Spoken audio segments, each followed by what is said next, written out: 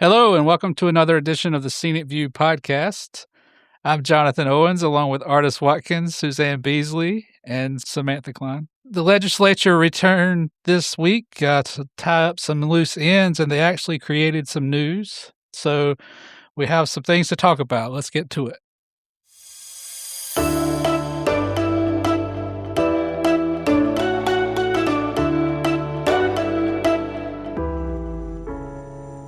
So the legislature did come back this week, as I said, and they took up a bill called the Technical Corrections Bill, which is usually just some dotting of I's and things, Crossing right? of T's. And it was the Senate. The House will come back next week Okay. to take it up. So yeah, it was the Technical Corrections Bill. But this time it made a little more news than it usually does, right? So it seemed like there was a few stories that I saw come out about things that were in the Technical Corrections Bill. It was a 51-page bill this time, and it included, they put back a few jobs that they had cut in the original budget, including $3.8 million in vacant positions for the Department of Agriculture and some positions at the Department of Insurance. And Commerce, but Natural and Cultural Resources got some stuff back. And they included $25 million for the Military World Games at UNC Charlotte and $40 million in potential incentives to allure a PGA Tour Championship Series event to the Triad. But nothing. It's the important things, y'all. Yeah. It's the important things. I guess the idea is sports bring in a lot of money that goes back into the coffer, goes back into the coffers with tax dollars. Like that's got to be the only, visits to our state. Thought there. It did make some policy changes, though. Elaine Marshall's pick for the local government commission was removed. And so the state auditor, the state treasurer, and the secretary of revenue are still on the board.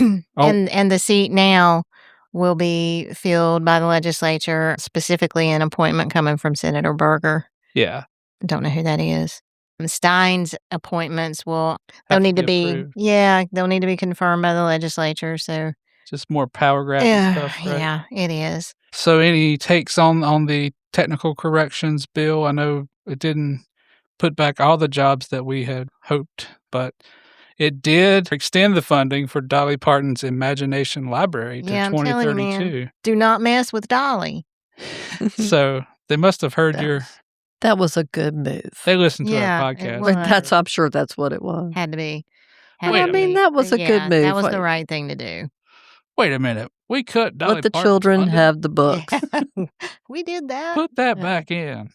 It's that time of session. Since they didn't adjourn, they're still coming back once a month all the way up to the end of the year. I think it'll be after elections before they address any of the last minute things that they want to hammer out before, the General Assembly changes with whoever wins in the elections. And the House is due back next week? Yeah. They'll probably take this bill up? They'll take this up, yeah. Okay. Yeah. So state employees were hoping this week that extra $1 billion would get spent on them in terms of bonuses, and for retirees, more bonus money as well. So what I'm hearing from you is do not expect that. Yeah, don't expect that. Don't expect that. Obviously, we'll still be there to, like I started to say a minute ago, I got sidetracked. It's that time of session where you've just got to watch everything that's moving. Yeah. Just to make sure that things don't get slipped in or moved out. So yeah, it would be nice to see some of that $1 billion spent on the working people of North Carolina, but still no word on what the $1 billion is going to be spent on. Baseball. Right. Yeah. Or maybe spent on the state health plan from all the talk we've had. There are people who would be A-okay with putting $1 billion into it. Yeah. Of course, you would need $2 billion next year and $5 you wouldn't billion have the it. next So year. The only other big news item that came out of this week was there were two election-focused bills, House Bill 834 and House Bill 958. They dealt primarily with elections. The biggest takeaway is that early voting periods will shrink from 17 days to 10 days. Right. And the state auditor will conduct a post-election audit of county election systems. Now, that doesn't directly, it does, directly affect state employees and retirees. But my question is, where is the evidence that any of this is necessary? Yeah. I haven't seen any. Like, there should be some sort of impetus for these changes, right? Like, what is driving it? Yeah, I mean, North Carolina's actually considered to have a pretty clean system. Yeah. And I mean, if not, how did the supermajority, Yeah.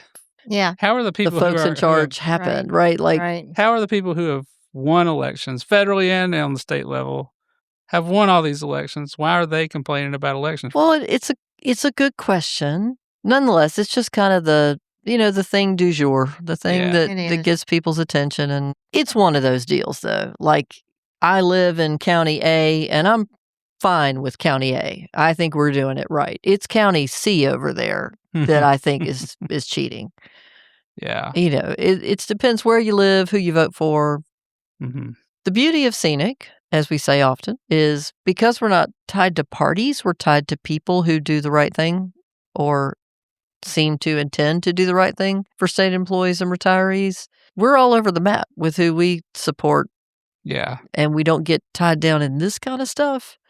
We're really interested in what gets done, Mhm. policy. But I know that early voting is very popular, especially, I mean, even with our Yeah. members. It is. And both, it seemed like, I know at first it was more of a Democratic thing for Mhm. people, Democrats vote earlier, maybe. Yeah.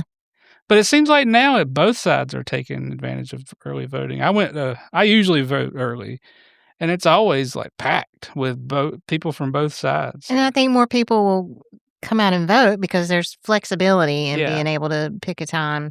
I mean, I can remember the days when you just went on election day. Yeah. Well, the last few elections, there has been a huge trend in North Carolina and in other places where a bunch of Republicans intentionally early voted. It was part of an overall strategy. And so I do think you're right. Things have changed. I don't think it's one group more than the other. I think people's work schedules are all over the place. Yeah. And certainly, like you said, with state employees, Mhm. their work schedules can be very bizarre depending on the job they do. So we definitely want to see them have as much availability to vote as possible because they also need to be a parent, Uh-huh. Yeah, all the and things. everything, all the things. I And mean, we've we talked don't about- all have an 8 to 5 job. I mean, not even the legislature. Hello. Right. So, And we've talked about how people at, prisons can't guarantee they can get off on a random Tuesday to go. Absolutely not. Yeah. right. You can't leave it in an unsafe situation. Yeah. Well, more unsafe than it already is. Right. Exactly. Sammy, did you have any takes on? I asked you to look into this issue. Mm-hmm. Do you have any takes on the election bill? From what I read, it does just seem, as one person said in one of the articles that I was looking at, it just seems like a power grab. Yeah. That's all I can really say about it. It's just Now, have you always voted as our Gen Z representative? have I always voted? Yeah. Yeah. Okay. Yeah. Do you find that people of your same age group feel the same way? I mean, is voting a big deal for your? Do y'all early vote or do you vote on election day? I think it's kind of across the board. Yeah. Is a lot of Gen Zs are very similar. A lot of us are in the work field now, and we don't always have the capabilities to take off on election day. So a lot of them do early voting. Obviously, here at Scenic, I do have the capabilities to go in and vote on election Right. day if That's I need right. to. Give your folks time off to vote if you're yeah. listening. It should be a holiday. It should be. Should be. Yeah. Yeah. But I feel like Gen Zs across the board, they're very, very vocal, and it's very important to them to be able to vote. And so I think that a lot of Gen Zs will be very upset about I feel reducing from 17 to like Gen 8. Z votes more at this age than we did at that same age. Percentage-wise, numbers of them voting, you mean? Yeah, like it's more. I mean, don't know. I may be completely wrong. It just feels different because of the age difference. We'll have to ask there Chris is. Cooper Yeah. to come be on Yeah. the podcast Mhm. or something. Oh, that'd be Talk- cool. That'd be fun. I've always Yeah. liked his stuff. So I do know that Gen Zs I've seen in comparison to when I was younger and what I saw from the media is that Gen Zs are a lot more outspoken when it comes to talking about elections and getting out there Yeah. than maybe some of the previous generations were at our age. But A few years I'm not ago, sure statistically. you made the remark that Mhm.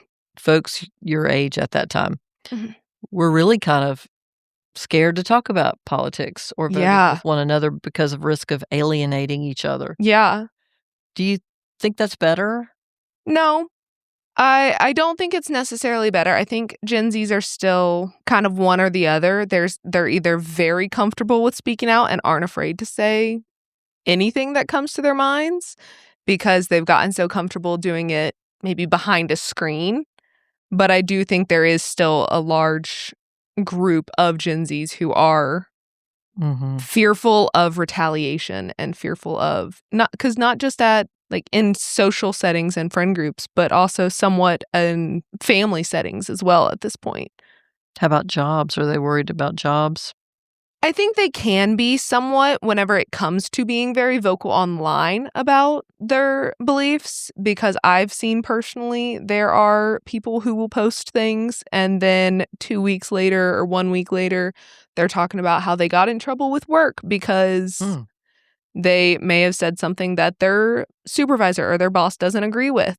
Yeah. And then they're kind of told, it's almost more of like a silencing technique, it seems like, is saying, hey, you can't talk about that stuff on your social media platforms. That's not America. Come on.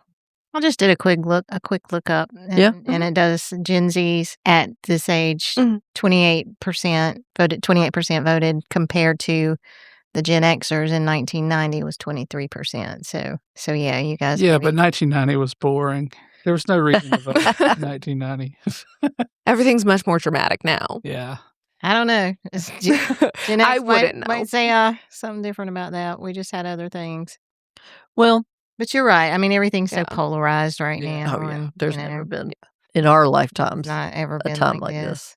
So that's legislature talk for the week. Yeah. We finally had a little legislative talk to Well, something other than just the health plan. So let's get back to the health plan. Our last two episodes have been nothing but health plan. So it's hard to get away from it right now. Yeah, it really is. So it looks like Treasurer Brad Briner and Thomas Friedman from the state health plan met with Atrium officials yesterday.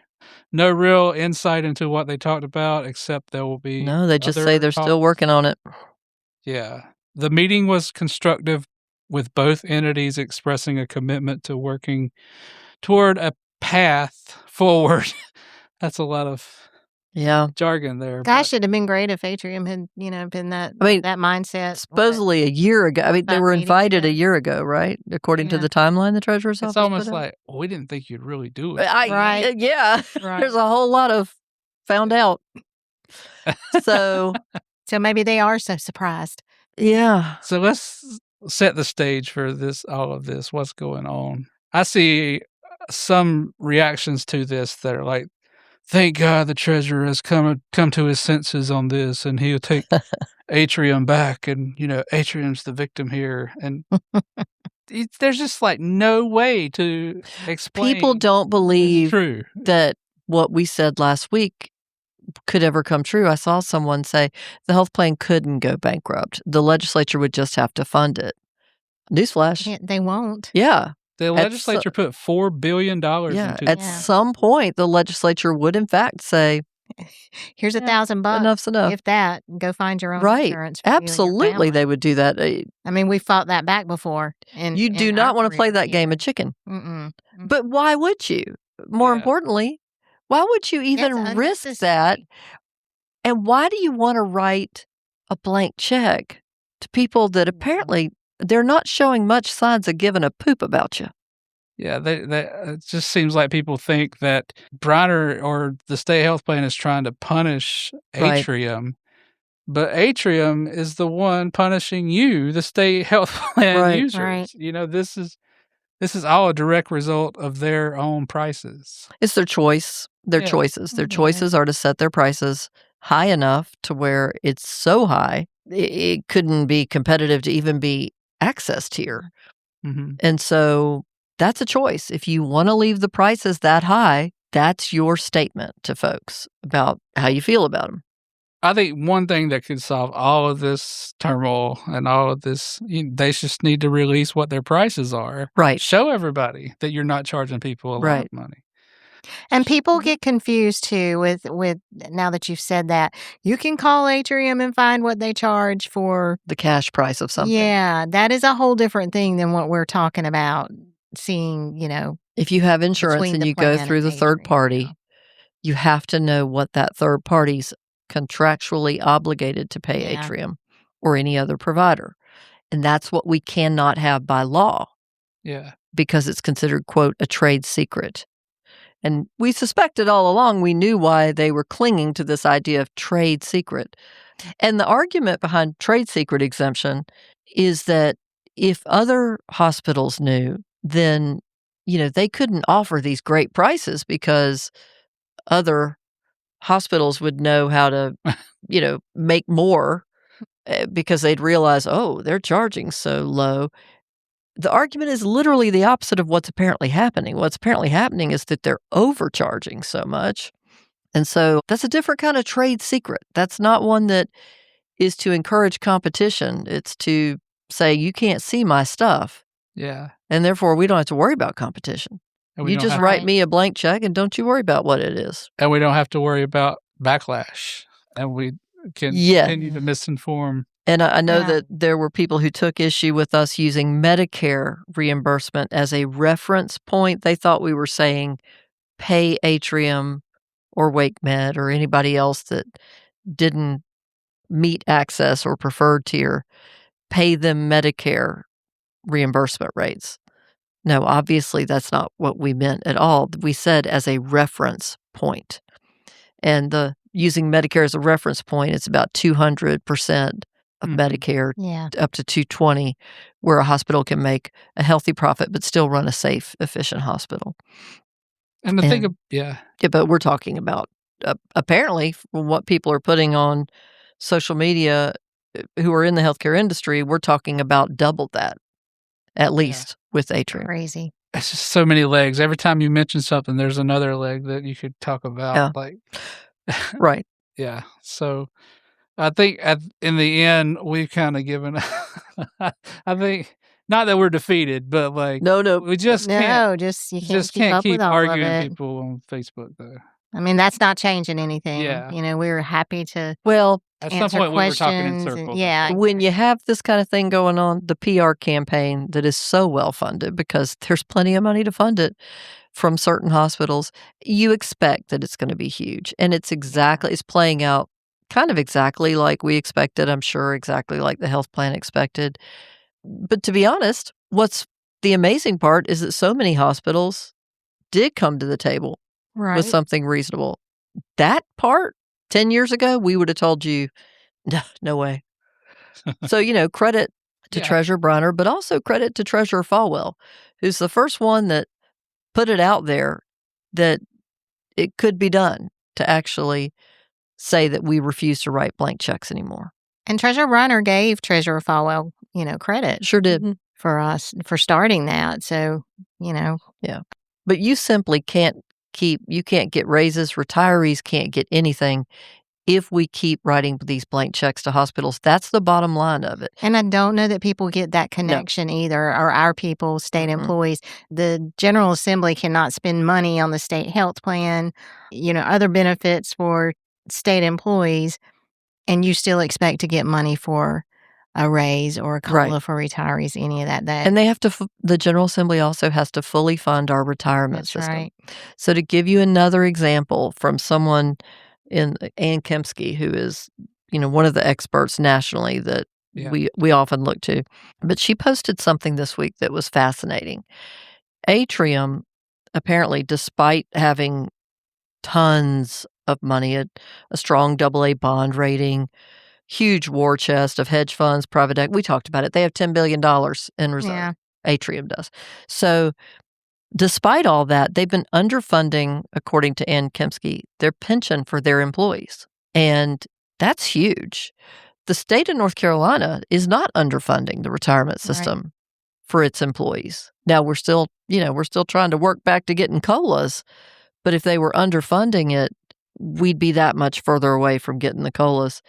So if you think Atrium's been a good actor to you, this is what, according to a national expert, they're doing to their own employees about retirement. So I don't know that your ability to afford your health care It's in or the best hand. right. And I think they just as soon the state spend all the money they had Yeah. on overpriced healthcare for state employees through the health plan at Atrium rather than being able to fully fund the retirement system, rather than being able to give raises, rather than having to cut positions. Well, clearly, if, for Ann Kempsky, those are not priority issues for them, even with their own people. So, Right. certainly not for state employees.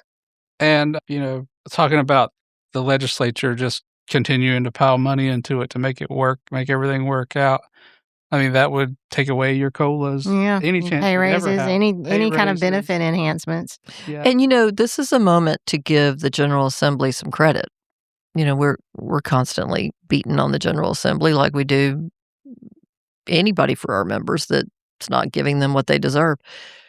But the bottom line is the General Assembly could have tried to step in the way a previous General Assembly did when Dale Falwell said, you're ripping off state employees. Right. And I'm going to stop you, hospitals. And the hospitals were banding together to stop Falwell and went to the General Assembly for help and found it. And this General Assembly, so far, has not shown signs of getting in the way of Treasurer Briner for actually trying to look out for the plan members and keep a health plan, not have it go bankrupt. I mean, that's something. So obviously we'll continue to watch that. But there's pressure on them. There's pressure on those legislators, though. Definitely. And we're seeing that crop up. They're going to have some town halls, some listening sessions in some pivotal areas we've noticed. I saw a video from one of the legislators who had obviously been here, and I think he represents one of the areas with just one, like Hayward or something like that, with just one hospital, and it's an Atrium hospital. So, yeah, they're obviously getting some heat. And if you're listening and your hospital's not in the network and you would like... Well, that's not true. If they're not if they're a non-pro, because I think that's a lot of confusion. You're right. I said not in the network. Yeah, because there's no such thing as in network and out of network again. Exactly. You fall into one of the tiers. Yeah. Yeah. But if they're a non-preferred. Right. If they're non-preferred or non-access level. Right. Yeah. And you've been told by your hospital, if your state health plan, you're going to have to pay more than you did last year. Yeah. And you would like to hear from somebody at the health plan, please let us know at our website address for the podcast. Yeah. It's podcast@scenic.org. Podcast@scenic.org, SEANC.org. So podcast@SEANC.org. If you would like to have Thomas Friedman, the executive administrator of the health plan, come out, they've asked all the groups to let our members know. They'll go anywhere and they'll come talk to you. Maybe we can host some town halls like we did earlier this year. It doesn't take effect till January 1st, so we have sometimes, I guess, to a little time. Put something together. I think it's 28. No, 28's the Blue Cross switchover, which we didn't talk about last week. No, we did not. Yeah. We talked about it with Treasurer Briner, though, the week before. True. Yeah. It all melts together. Yeah. So, it does. But the changeover to Blue Cross will be 28. Yeah. So what do you think? Do you think that one day we'll just wake up and they'll say, we have a deal for Atrium? Or do you think that it's just not probably in the cards? I don't know. Depends what kind of statement Atrium wants to make. If they want to give up the business, they may make a decision that they don't have such density of state employees that they're willing to let it go. Let the state employees go somewhere else. But again, that's a choice Atrium would make, and it would be Atrium turning their backs on state employees in that situation, not the reverse. Yeah. So the only other news item I had was not really a news item, but the Washington Post had an opinion article about our state employees in North Carolina, specifically the Public Workforce Modernization Act that passed, which we have talked about at length on here. From this Office of State Human Resources, the bill that modernized some of the hiring practices. And I think that the Washington Post's angle mostly was about getting rid of poor performance employees. Right. But it was a kind of strange article to me because it said only 13 employees from the overall workforce of around 70,000 were dismissed for poor performance in the last year. And yet they're writing an editorial about it. But it kind of gave Human Resources Director Stacey Meyer some kudos for the changes in the act. Yeah. And I know that we worked with them on some of those changes. So it was vital to modernize that act. Mm-hmm. And yes, it's vital to make things fair for the employee and the state, because employees don't want to be done wrong, but they also don't want the idea that if they're doing everything right, but their neighbor's not, that their supervisor has nothing they can do about that. So, trust when we tell you state employees want all state employees to work at their top level just as much as you, the taxpayer, does, because they're working in that environment and somebody's got to do the work. So I think modernizing was important. The deal is, though, you can't modernize in terms of the accountability for the employees if you don't have employees. Yeah, and say we're not going to accept mediocrity if you give mediocre pay and benefits. Yeah. And that's where we are right now. We're below mediocre.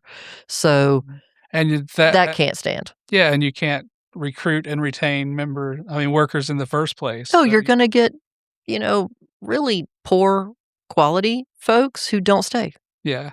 Or you don't want to stay. Now, touch base with Director Meyer's person yesterday. She's going to come join us here soon on the podcast to talk more in depth about these changes. So yeah, that'd be good. I think that we need to have a little more of an explainer on it. I know it's pretty broad, and I think people would like to know the ins and outs of it. Yeah, so stay tuned. We've got her coming on.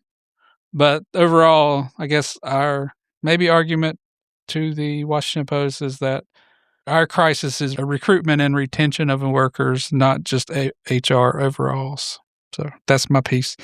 Anyway, we kind of did Gen Z moment already, but do you have anything else, Sammy? This isn't really a Gen Z moment, but while I was driving to work today, I saw something kind of interesting on the side of the road. There were some signs, some little picket signs that said, "Wake Med, our hospital," and "No Atrium takeover." Wow. And artists, you mentioned that there was a town hall on Monday where speakers kind of came out, because I found an article on that. It was at the St. Ambrose Episcopal Church, and there were some speakers out there, and one of the speakers had said, "We need guarantees that services will not be cut, and guarantees that charity care will not be weakened, guarantees that staffing will not be reduced. This deal does not give patients the guarantees we need."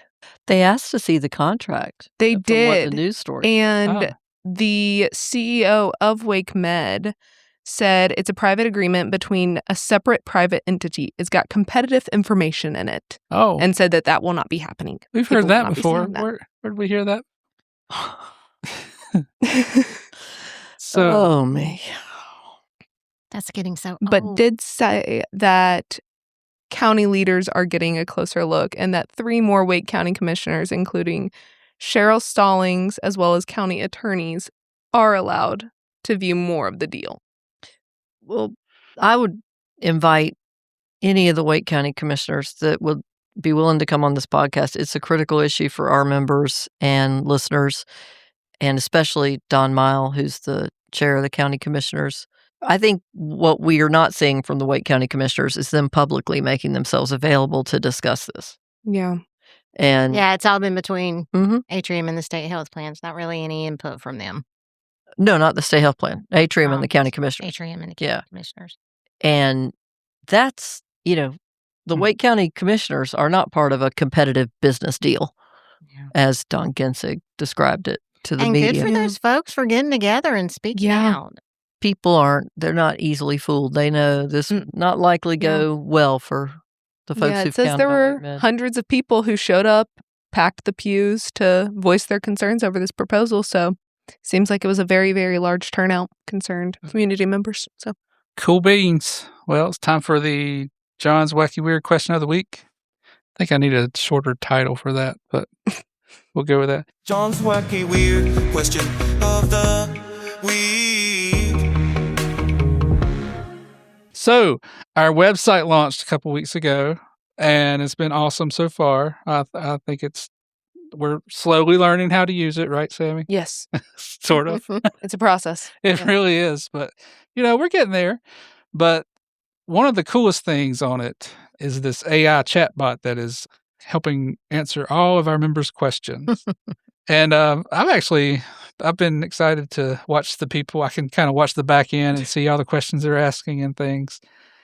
So my question is, how do you feel about something like AI helping you, not just with scenic? I mean, this is a small potatoes item, but things like chatbots and AI, are you open to things like that helping Oh, you? yeah. Okay.